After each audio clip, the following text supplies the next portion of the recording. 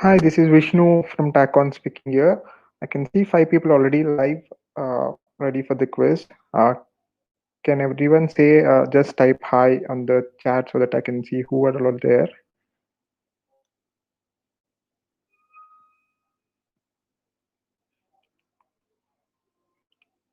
Am I audible?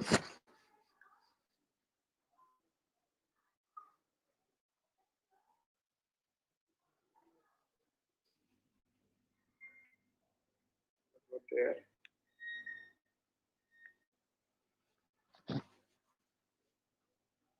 Yeah, so I can see six people. Yeah, Titash, hi, Titash, hi.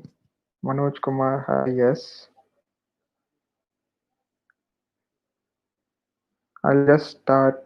We have six people, seven people so far. Let 10 people join and I'll start the quiz. It's just a small 10 question quiz and nothing political in this. It's obviously, yeah, I wanted to do it on the day the Bharat Bandh is going on. It's something related to the farm reforms. As you can see in the title, that it's 10 questions explaining about the farm reforms in India, interesting stories about the farm reforms in India. So I'll just start in a minute or two.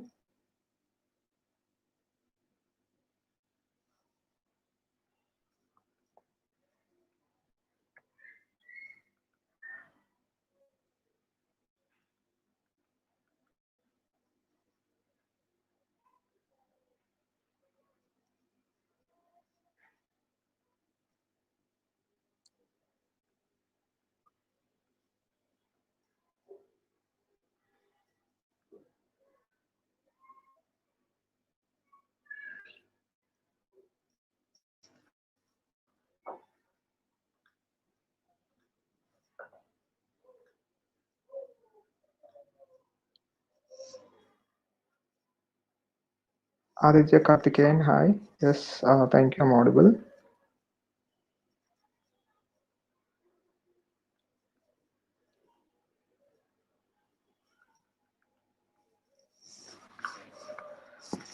Uh,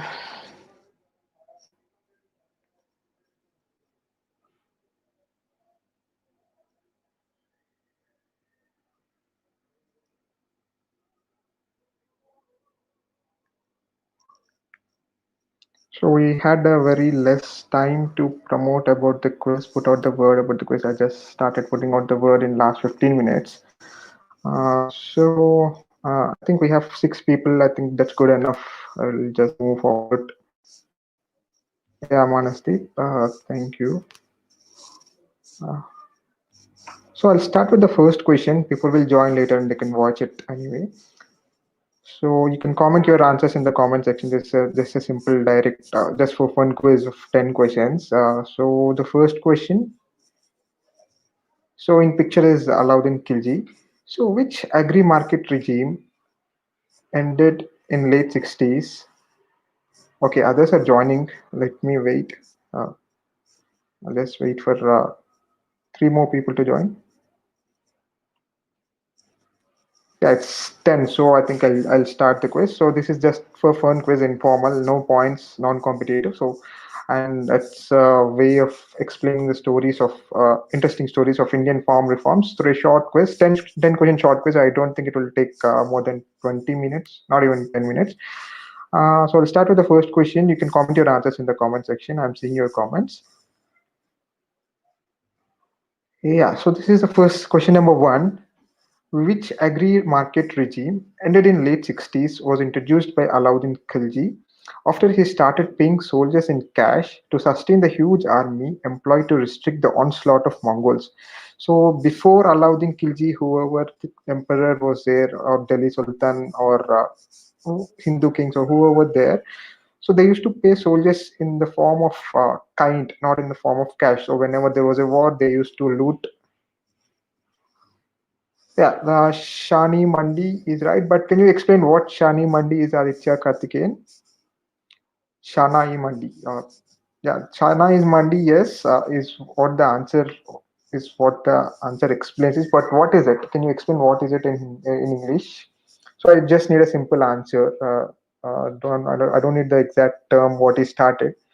I just need what he did. Manas says Roytwari system came during the British Empire. No, this is not Roytwari. This is somewhere in 12th, 11th, 12th century during the time of Alauddin Khilji. Very simple answer. I'm not looking for Roytwari system or Jamindari system. I just need some simple English answer. So before Alauddin Khilji, kings used to pay in the form of kind. He started paying in cash. So when he started paying in cash, there is always a problem of inflation, price raise, price fall. So what did he do? So right now, in the present day, what the answer is something obvious, but during that time, it was something uh, what you call something very different from everywhere in the world. It was never done anywhere in the world. So he introduced it. It was followed by Tughlaq. It was followed by Mughals. It was followed by British, and it was followed by Indian government until 1960s. Even now, some products are under this category. Not barter system. Barter system is quite old. Aditya says a market policy by Alauddin Khilji, where soldiers were given commodities for lesser price. Three types of markets were there. Uh, Not exactly. Not exactly. Not the barter system. Barter system was old. So the first question was quite a bit confusing to explain also. So I'll go with the answer. It's a simply fixing or controlling the prices of agri products by the government. Not exactly subsidized food, but yes, there were strict controls on the prices of agri products. There were rice, grains, vegetables, and everything. No, this is not middleman system. That also came late. That came later during the time of Tughlaq's, not middleman system. They simply control of prices. Until 1960s, every product and every agriculture product had a price fixed by the government. Like if you're buying a rice, you can't the price of rice can't go beyond 10 rupees. So price fixing, fixing or controlling the prices of agri products by the government is the answer. So that was first introduced by Alauddin Khilji to keep his soldiers happy with the salary they were being given. So that's where the control of prices came in, and that was continued by British and Indian government. It extends till now on certain products. And then the question number two. So it goes on with a flow. So, what first of its kind was established in the princely state of Hyderabad in 1886 to make the cheaper raw cotton available to the mills of Manchester? Again, it's a simple answer. All the 10 answers are something which you see on paper every day, or at least in the last 1 week because of the farm protests.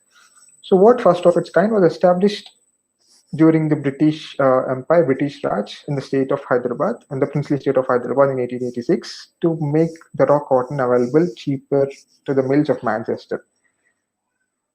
So, waiting for the answers. No answers so far. I think there's a lag between me and the live video which you're seeing there. Uh, so presently, whatever was established in 1886.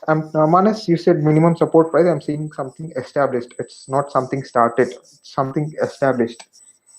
So not minimum support price.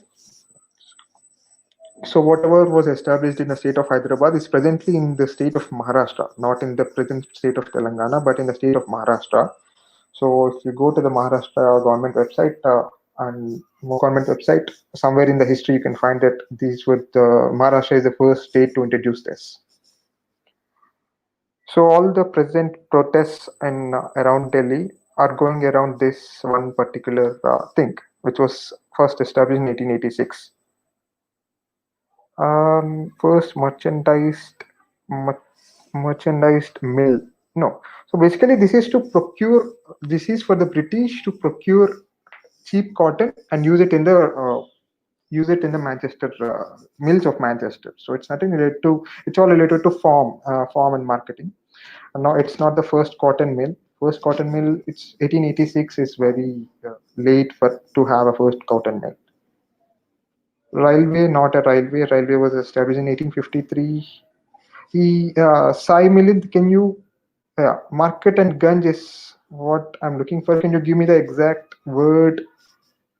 Not word, exact market is market or gunge is actually I can give the points to market or gunge. So answer I'm looking here is Agriculture Produce Market Committee, APMC. So APMC, every state has APMC Act. Yeah, it's Mandi. Every state has APMC Act, so all the farmers need to go to this APMC mandis and sell there, and there. Every state levies the tax. Every mandi levies a tax and cess on this. So this is first APMC, which is presently in Maharashtra, and it was established under the Residency Order of Hyderabad under the British rule. So this is how the first APMC came, and we are still having APMCs in many states. Many states are also not having it. Like Bihar has cancelled its APMC Act. Kerala doesn't have APMC Act. There are a few other states. I'm not sure which states. Uh, yeah. So this is how the APMC came into it. That was question number two. Question number three. So first such program was undertaken in 1812 after an earthquake in Venezuela. The policy was drafted as an official act in 1950 as PL 480. PL stands for Public Law by Gwyn Garnett after his visit to India in 1950. So, what is PL 480 about, or how do we popularly know it? So, if you know PL 480, it's a simple one you can directly go, or just explain what was this program about. This was especially drafted for the sake of India, but later I think you can understand this was done by USA, especially drafted for the sake of India, and later on it expanded to other countries also. So what was done? What was done under PL 480, or how do we popularly know it? Anything can be accepted as answer. Act of God clause, no. Nicolinla, yeah. Food exports. Can you explain more about that instead of just food exports? Yeah. Ship to mouth supplies was one of the thing associated with this. Wheat during India's food crisis. Yeah, all these are answers. So, Food for Peace program. This is a popular. This is how it is popularly known as after JFK's regime. So US's export of surplus food items to the poorer nations across the globe. So they used to supply. They started with India under US aid. There is something called US. I forgot the full form of US aid. So US aid under US aid, the Food and Peace program or the program to export the surplus food, basically basically wheat and rice from USA to other countries. It started with India. So that was the answer for question three. And question four.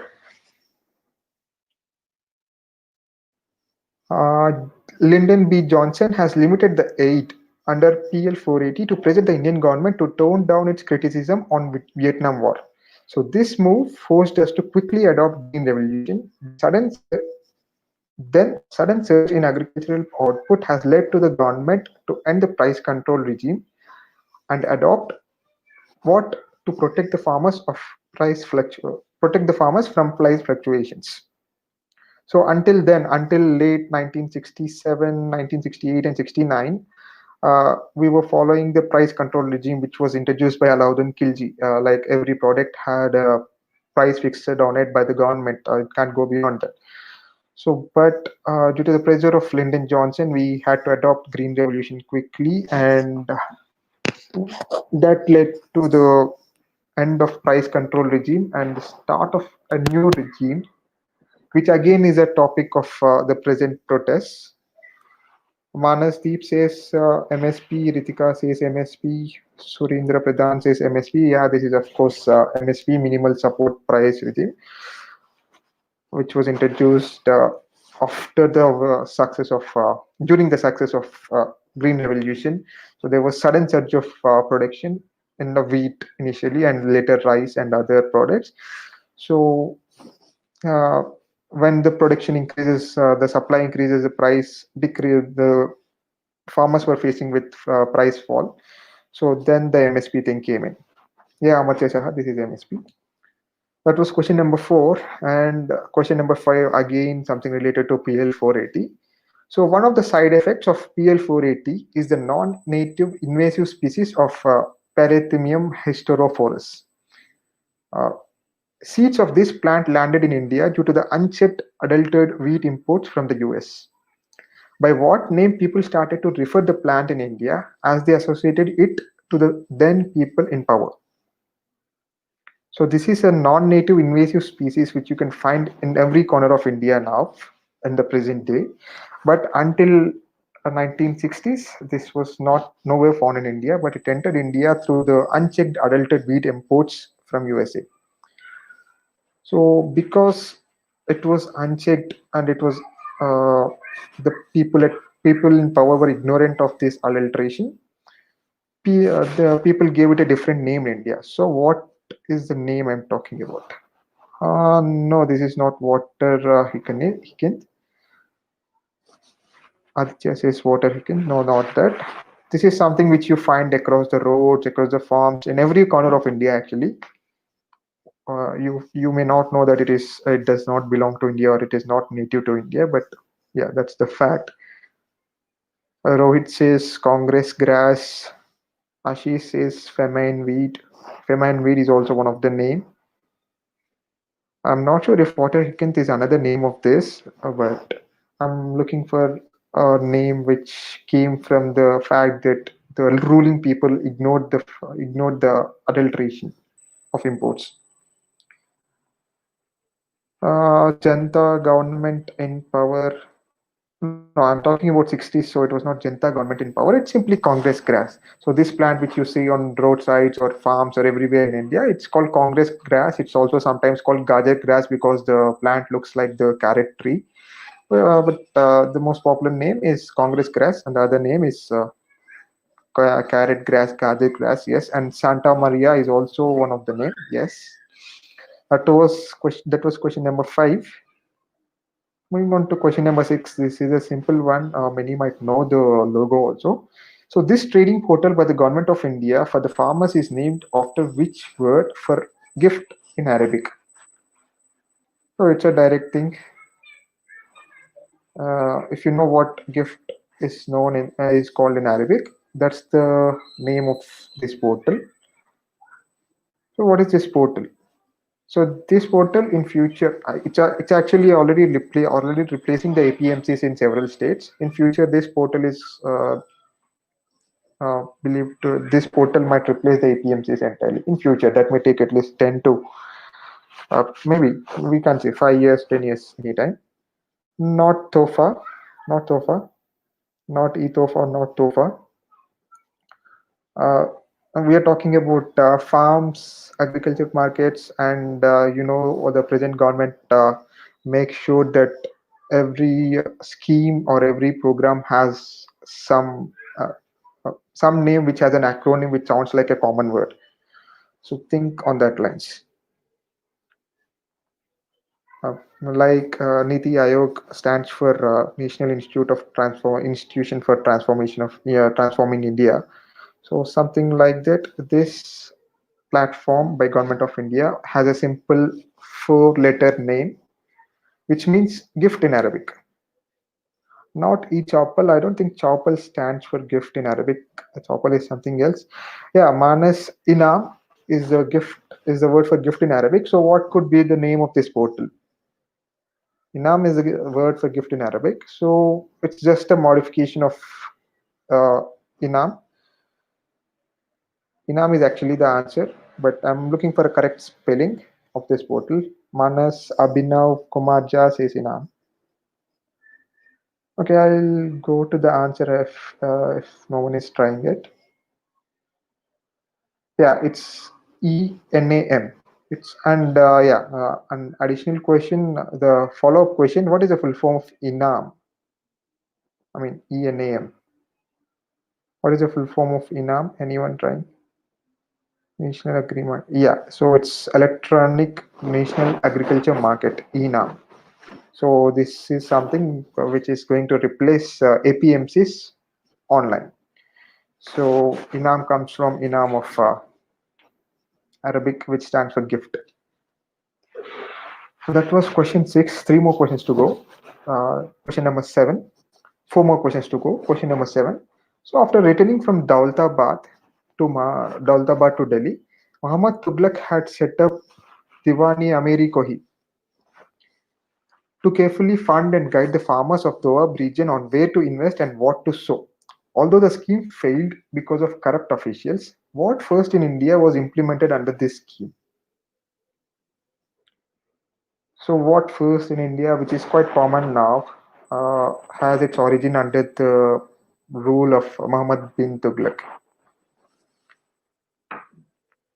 This again, this and the something associated with this always faces flack from RBI. RBI governors always oppose this, especially Raghuram Rajan always oppose this. Not only RBI governors, but every sound economist will oppose this. Uh, Manasdeep says credit for farmers. Surendra says DBT. Sneha says subsidy. Nikhil says loans. Yeah, so what I was looking for is for farm loans is the answer here. So first farm loans in India were given by the government, like in the large scale by the government, were given under the rule of Muhammad bin Tughlaq. And next question, the follow-up question of this. So even before the scheme took off, Muhammad bin Tughlaq died and Firoz Shah rose to power. Even though the policy advocated by Muhammad bin Tughlaq continued, which fiscally straining scheme was implemented by Firoz Shah Tughlaq to erase the failures of previous ruler? And the hint for this question is, in modern India, this was first implemented in 1990. This is not subsidy for farmers. This is not subsidy for farmers. Arun says subsidy for farmers. No. Karthik says loan waivers. Sai Milan says Department of Agriculture. I don't know whether it was for previous question or for this question. I'm waiting for a few more answers. So Muhammad bin Tughlaq was the first person to give farm loans in India. So, and his successor Firoz Shah Tughlaq continued the scheme, but he implemented something very fiscally straining. What was that? And in modern India, it was first implemented in 1990, and now every other government and state is doing it. Sell gold? No, I don't. 1990. Okay, you're thinking about IMF selling gold. No, that happened in 1991. This is 1990 under the prime ministership of VP Singh. So I got a few correct answers. So the answer is farm loan waiver. So the first farm loan waiver was done under Firoz Shah Tughlaq. The loans given by Muhammad bin Tughlaq were waived off by Firoz Shah Tughlaq. So the answer is farm loan waiver. And the first modern farm loan waiver in India took place under VP Singh, and then again in the large scale in 2008 by Chidambaram, the then government, and then almost every state in India has done this. Whichever party is in power, almost every state in India has done this. So the answer is no, farm loan waiver, not minimum support price or sell gold. Question number 9. So while most economists suggest against the populist loan waivers, a new positive tide has started in 2018 after the implementation of Raitu Bandhu scheme in Telangana. This was later adopted by other states like Odisha, it was named Kalia, and others, West Bengal, I forgot the name in West Bengal, but it was adopted by West Bengal also, and later by the central government in 2019 budget. So how is this scheme different from loan waiver? It's a simple one. Now, how is this scheme different from loan waiver, which many economists, like almost every economist, applauded, and then it is being implemented nationwide now. So how is this scheme different from loan waivers? Loan waivers is fiscally straining and gives out a very wrong information, wrong what you call gives out a very wrong message to all the loan takers, especially the farmers. Many farmers take loans and they don't pay back, just in the hope that election is going to come and some or the other government will announce the loan waiver. So this trend after 2018, after 2017 was the last big loan waiver, I guess. So So after 2018, there were very less loan waivers. Most of the governments are opting for this scheme. So I got some answers. Great. Okay. Nikhil says direct transfers. Uh, Nikhil, I need better explanation than just direct transfers. Even loan waiver works on direct transfers only. Uh, Nikhil, okay. Mana says pay you when you can or something. No. Giving money in installments to farmers, loan deferment, EMI schemes, DBT for farming. Yeah, I'll actually give it for direct transfers or DBT for farming. So this is a farmer investment support scheme. So instead of loans, government deposits an amount into the farmer's account before the start of crop season. This is not a loan. This is just an investment from the side of government, so that farmers can invest in the schemes. Yeah, in Telangana, it started as 4,000 per acre, as Nikhil is saying. 4,000 per acre, and I think it went up now, and each state is giving it differently. Andhra Pradesh has a different amount, and central government has a different formula for this. In Odisha, this is called Kalia scheme, and Andhra Pradesh it's called Annadata Sukhi Bhava. So many governments are starting with this. So this is not an MSP. This is not a loan waiver. This is something which government invests before the start of crop season. So farmers can invest that amount in the farms, in their farms, buying seeds or fertilizers or whatever it is. Uh, and that was ninth question. The last question, question number 9, question number 10. Sorry, I did not include the question number here. So this person in circle holds a master's in metallurgy and a minor in nuclear physics from Michigan University, USA. However, he is credited for creating which largest self-sustaining industry in India, also providing the largest that is rural employment without any government involvement.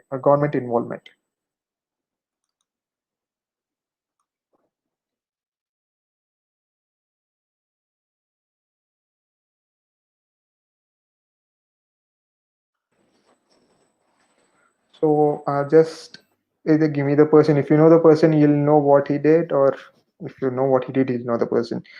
So he provided the largest rural employment in India without any government involvement, and also credited for creating the largest self-sustaining industry in India. And he has his master's in metallurgy and a minor in nuclear technology from the Michigan University, USA. Not KVIC. KVIC stands for Khadi, right? No, not KVIC. Amartya Saha says MS Swaminathan. No, not MS Swaminathan. MS Swaminathan is involved with Green Revolution, and that again has a lot of government involvement. Although you can see Nehru and Indira Gandhi here, there is not much of government involvement here.